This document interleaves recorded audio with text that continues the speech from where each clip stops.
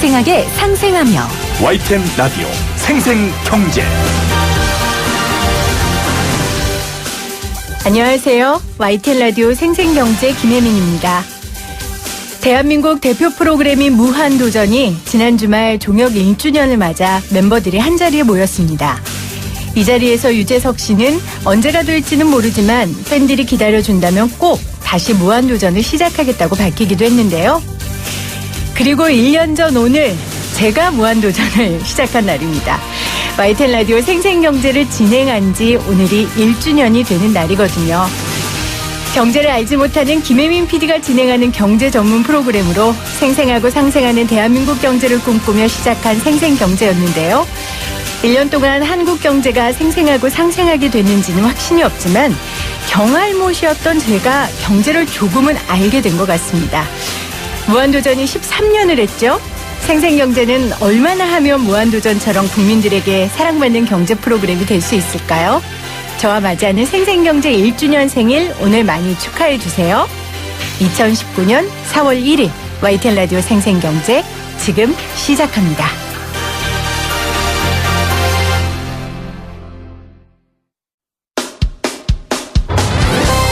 쉽다, 재미있다, 어라?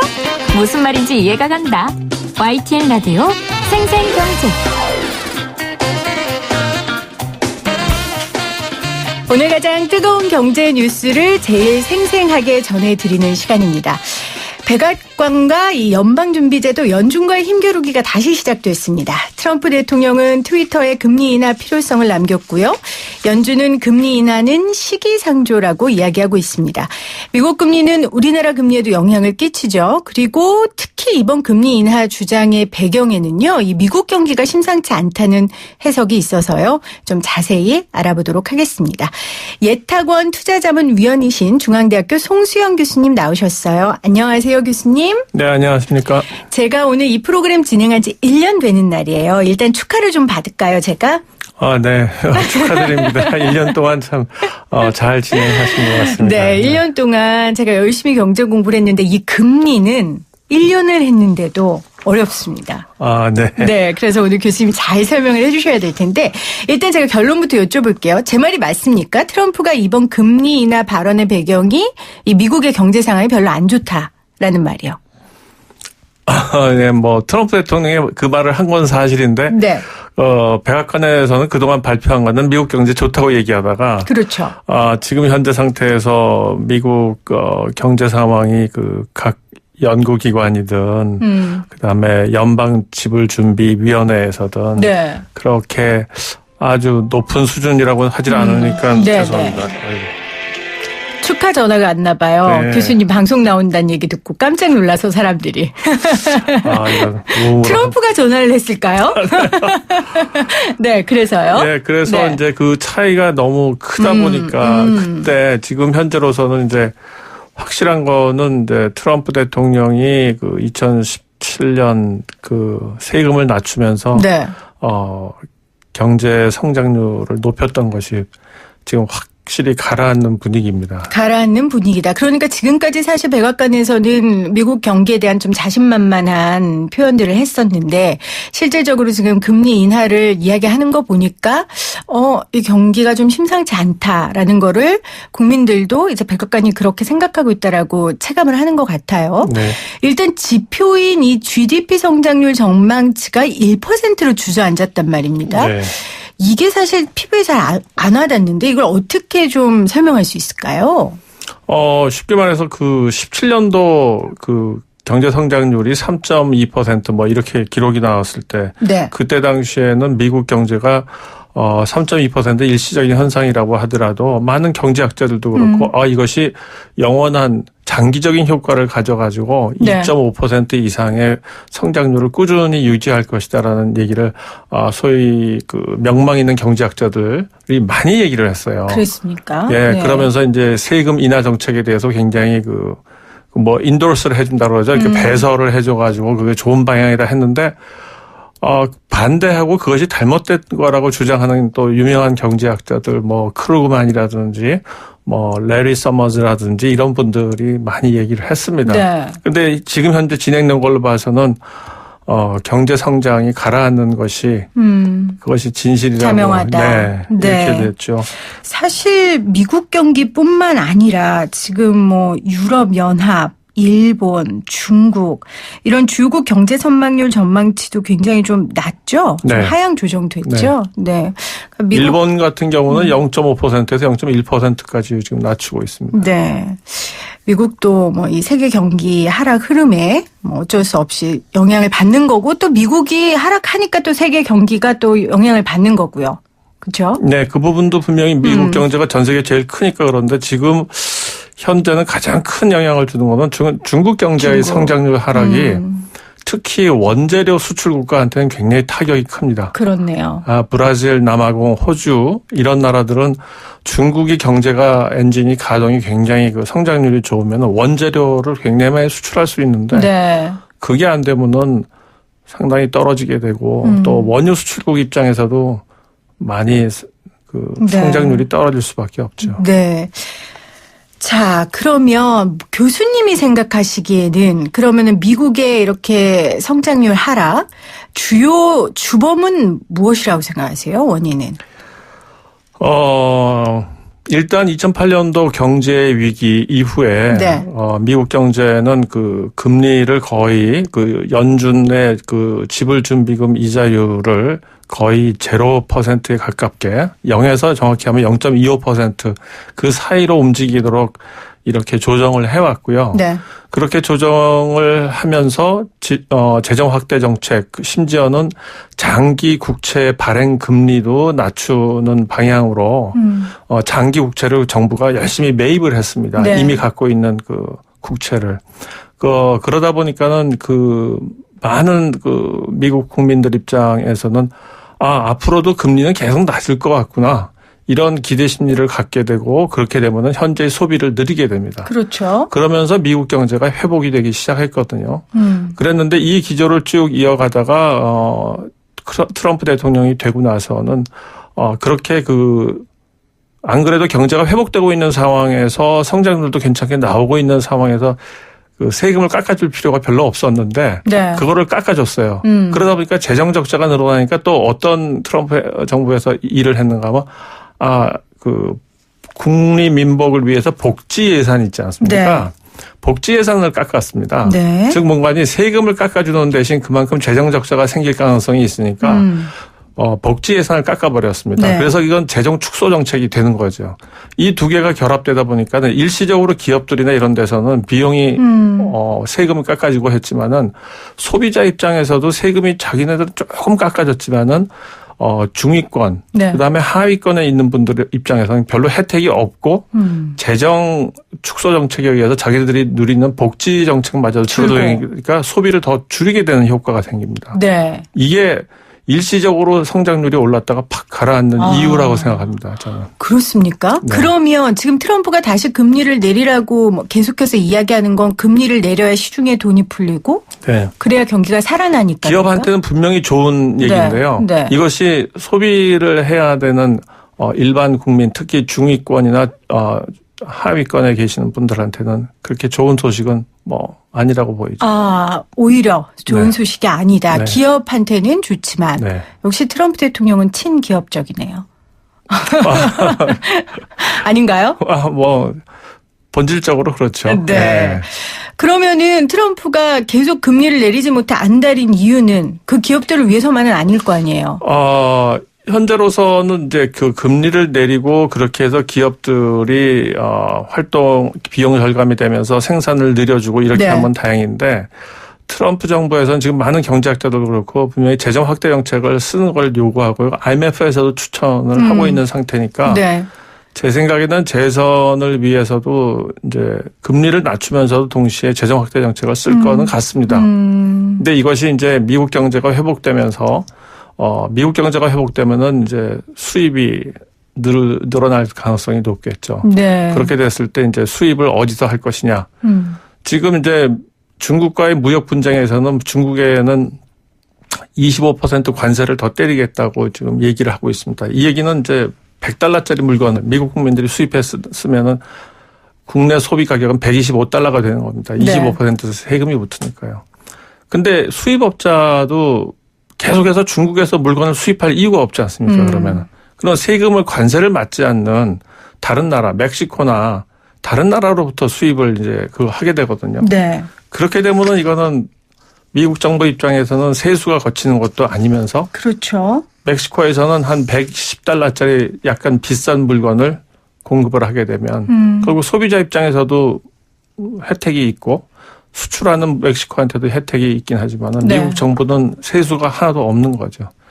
이런 부담을 갖게 됐을 때 과연 그거를 트럼프 정부는 견딜 수 있겠느냐. 그러게요. 지금 또 멕시코에 대해서는 그 국경 장벽을 더 높이겠다고 그렇게 위협을 하고 있는 상태지 않습니까? 네. 그렇기는 한데 어쨌건 트럼프 대통령은 교수님도 말씀하셨지만 내년 대통령 선거까지는 일단 경제가 잘 굴러가야 된다라는 그렇습니다. 그런 압박이 본인이 네. 있기 때문에 아무래도 계속 연준을 압박할 것 같은데 뭐 백악관이 얘기한다고 연준이 들을 수도 없는 거고 하지만 당연히 이제 영향을 끼치지 않습니까? 이 미국의 금리 결정권을 쥔 연준의 결정 과정을 좀 청취자분들이 이해를 하는 게 중요할 것 같아요. 연방지불준비금위원회라는 것이 있고 거기에는 이제 그 이사회가 있습니다. 네. 그 이사회 의장이 지금 파월이라는 분이 의장을 하고 있고 이전에는 이제 옐렌이라는 여자분이 그 의장을 하고 있었는데요. 연방준비위원회 산하에 이제 연방준비은행이라는 것이 있습니다. 네. 12개가 있고요. 이 연방준비위원회에서는 이 금리라는 거를 엄밀하게 얘기하면은 Federal Funds Rate이라는 것인데 이게 뭔가 하면 연방준비은행위원회와 제도에 이제 시중은행들이 네. 예금을 받으면은 무조건 전부 다 대출을 해줄 수 있는 게 아니고 그 중에 몇 %는 반드시 중앙은행에다가 예금을 맡겨야 됩니다. 네. 그 예금을 맡겼을 때 의무사항인데요. 이 의무사항을 이행하다가 보면 돈이 모자라는 경우도 있고 또 남는 경우도 있지 않겠습니까? 시중은행들이. 그렇죠. 그랬을 때 시중은행들 사이에 돈을 서로 빌려주고 빌려오는 이러한 이자율이 바로 그 연방준비은행의 지불준비 이자율 네. 이렇게 표현할 수 있겠습니다. 네. 자, 연준의 의사 결정 과정에 대해서 좀 설명을 해 주셨는데 그러면 연준이 이번에는 이 백악관의 말을 들을까요? 지난 12월에는 뭐 트럼프가 그 파월 연준 의장 해임까지 막 거론하기도 하고 이랬었는데 그래서 이건 제가 어떻게 보세요? 지난 3월 20일 날 이제 그 파월 의장이 네. 기자들하고 인터뷰를 하면서 이제 주고받은 내용 중에 이제 어떤 게 있는가 하면은 현재의 그 기준 그 미국의 그 연방 지불 준비금 기준 금리를 네. 현재 수준에서 2.25%에서 2.5% 사이로 유지하겠다. 이렇게 공언을 이제 많은 위원들께서 그렇게 얘기를 했습니다. 그러면 그러면서 그 의미가 뭐냐 그랬을 때 그 의미는 지금의 현재의 이 금리는 인플레이션을 유발하지도 않으면서 그렇다고 해서 경제 성장률을 아주 또 깎거나 촉진하지 않는 이 중립적인 금리 수준이다. 네. 요거를 얘기했다는 거는 현재의 그 경제 상황에서 더 이상 개선되거나 더 낮아지거나 할 위험성은 적지만 여기서 더 경제 성장을 시키기 위해서 금리를 낮추거나 이렇게 했을 때는 인플레이션이 유발될 가능성이 있다는 의미가 이제 중립금리인데요. 현재로서는 그 파월 의장이 그러면서도 어떤 얘기를 했는가 하면 물가 상승률이 생각보다 지금 많이 낮게 나옵니다. 네. 물가 상승률이 낮춰지게 됐을 때는 금리를 더 낮출 수가 있거든요. 물가 상승률이 낮은데도 금리를 높이게 되거나 금리를 현 상태에서 유지하게 되면 그거는 경제 성장에 방해가 될 가능성이 높습니다. 네. 왜냐하면 인플레가 낮아진다는 것은 디플레이션이 발생할 가능성이 있게 되고요. 그러면 기업들 입장에서는 물건을 만들어서 팔 의욕이 굉장히 꺾이게 됩니다. 그래서 디플레이션이 발생하는 것이 상당히 기업들한테는 안 좋거든요. 그렇죠. 그러면 결국 일하는 시간도 줄어들게 되고 그렇게 되면은 좀 경제에 안 좋게 되니까 금리를 좀 낮춰서 기업들로 하여금 요거를 조금 더 공급을 하게 하고 그리고 현재로서는 이제 금리를 낮췄을 때 이제 중위권이나 상위권에 계신 분들한테는 금리 부담이 떨어지게 되면 소비를 그렇겠죠. 조금 늘릴 수 있는데 투자도 할 수 있고요. 상위권에 계신 분들은 소비 성향이 높지가 않습니다. 그게 문제입니다. 하위권에 계신 분들은 세금을 깎아주거나 하면 즉각적으로 즉각적으로 소비를 늘릴 가능성이 굉장히 높은데 소득이 많으신 분의 그렇죠. 입장에서는 굳이 세금을 깎아준다고 해서 아반떼 10대 살 이유가 없지 않습니다. 소나타 그렇죠. 10대 안 사고 그런 분들은 뭐 최근에 문제됐지만 부가티 한 대를 산다든지 이런 고급차를 한 대를 사버리기 때문에 경제에는 그렇게 도움이 안 됩니다.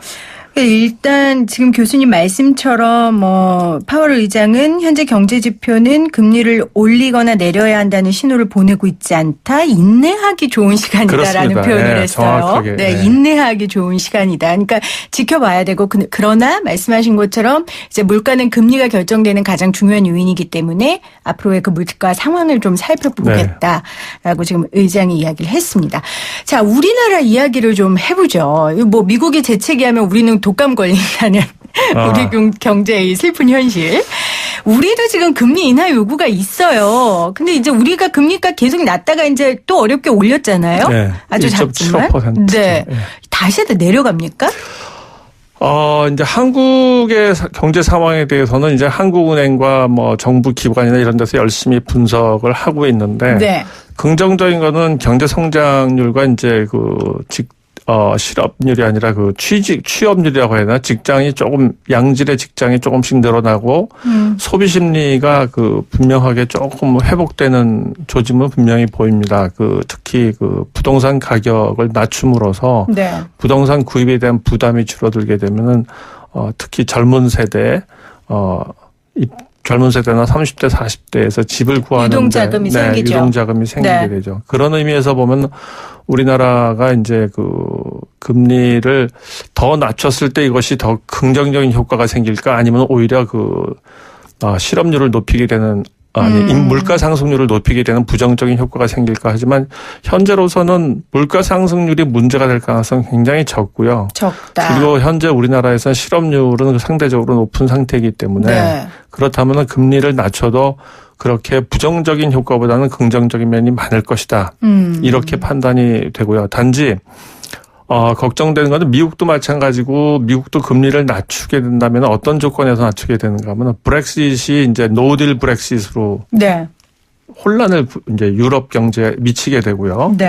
그 다음에 중국 경제가 예상보다 성장률이 훨씬 더 적게 나온다든지 그리고 중국과 미국 간의 무역 분쟁이 스무스하게 순조롭게 해결되지 않고 이것이 더 격화되는 현상이 생긴다거나 뭐 다른 지리적, 정치학적 이러한 북한과의 문제가 또 악화된다거나 이랬을 때는 이제 저희가 좀 위험성이 커지게 되겠죠. 그러면 이랬을 때는 저희가 금리를 낮추는 이유는 확실하게 생기게 되고 미국도 확실하게 생기게 될 텐데요. 지금 우리나라가 미국과 금리가 역전이 된 상황에서도 환율이 움직이는 걸 보면은 그렇게 미국 돈이 더 세게 나오지 우리나라 돈이 더 약화되거나 이런 일이 생기지 않습니다. 그러면 이거는 왜 이러느냐? 한국의 경제 발전 가능성에 대해서 외국의 투자자들이 예의주시를 하고 있습니다. 그래서 비록 금리가 낮아서 한국에 투자하는 것이 매력적이지 않을지언정 다 앞으로의 경제 성장률 가능성 이거에 대해서 굉장히 높게 보기 때문에 예를 들어서 로저스라는 분은 이제 채권에 대한 투자를 많이 하겠다. 성장률을 보고 이런 얘기를 하고 있지 않습니까? 그래서 한국에서는 금리를 현재로서는 미국이 만약에 낮춘다 그러면은 저희도 낮추는 것이 좋고 아까 이제 우리 앵커께서 말씀하셨지만은 이제 한국 경제는 우리가 3050 수준의 3만 불 이상 소득의 5천만 인구 이상의 세계 7번째 나라가 됐기 때문에 미국이 기침하면 우리는 독감은 걸리지 않습니다. 같이 기침을 같이 하고 기침하는 수준으로 되는 거지. 미국 경제가 물론 규모가 훨씬 크긴 하지만은 상대적인 영향력은 옛날보다는 상당히 줄어들었고요. 그리고 지금은 옛날보다도 한국이 소위 포트폴리오를 다양한 채널을 통해서 네. 경제의 안정성이나 그다음에 외환의 보유고라든지 이런 것들에 대해서 정치적 위험이라든지 이런 것들을 전부 다 많이 그래도 통제하려고 네. 통제하려고 애쓰고 있고 통제할 만한 능력도 어느 정도 되기 때문에 네. 이제는 그렇게 걱정할 필요가 없지 않나. 그러면 그러니까 결론은 미국이 금리를 낮춘다고 해서 우리가 뭐 재빠르게 따라서 낮추지는 않을 것이다. 그렇죠. 우리도 경제 상황에 따라 다르게 되는데 네. 아까 말씀드린 브렉시트과 중국의 네. 경제 성장률 하락은 공통으로 미치는 그렇죠. 요소거든요. 근데 미국 경제 입장에서는 그 요소에 의해서 금리를 낮출 정도가 된다 그러면 저희도 그렇죠. 그 이후에 여파를 받으니까 우리도. 충분히 우리도 낮출 네. 수 있는 네. 가능성을 높여야죠. 인상할 가능성은 없죠. 원래는 좀 한 차례 더 할 수도 있다라는 얘기도 있었잖아요. 네, 그거는 이제 작년에 미국 연준에서도 네. 예측을 올해 2번 내지 3번. 그래서 3% 이상의 금리를 올린다는 전 예측 하에서 했던 얘기고요. 지금은 연준에 제가 직접 그 프린트아웃도 해왔는데 네. 거기에 보면은 지금 2.5%, 2.25% 사이로 움직이는 거는 그냥 그대로 올해는 거의 갈 것 같고요. 현재 효율적, 그러니까 effective federal funds rate라고 해서 실제로 그 시중은행들이 서로 이자를 주고받고 할 때 네. 대출을 서로 돈을 빌려주고 할 때 실제로 결정되는 이자율은 2.4%가 지금 19년도 2월 달에 2.4%로 나왔습니다. 네. 그 연준의 목표는 그 2.25와 2.5% 사이에서 그 금리가 결정되도록 끊임없이 그러니까 조작이라는 표현, 오픈 마켓 오퍼레이션이라고 이제 통제하고 통제하는 게 조율하겠죠. 있습니다. 네. 알겠습니다. 오늘 미국 금리 인하 요구 백악관에서 했는데요. 세계 경제 침체 시그널인지 또 정말 내릴 것인지 우리나라의 이자는 어떻게 될 것인지 관련된 이야기 나눴습니다. 중앙대 송수영 교수였습니다. 고맙습니다. 네, 감사합니다.